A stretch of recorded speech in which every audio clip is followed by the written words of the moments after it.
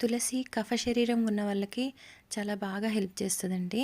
2 తులసాకులు morning వాటర్‌లో ఏసి తాగడం వల్ల కఫ శరీరం వాళ్ళకి చాలా బెనిఫిట్స్ ఉంటాయండి. కా కాఫ్ వచ్చినప్పుడు 2 తులసాకులు తినడం వల్ల చాలా బెనిఫిట్ ఉంటదండి.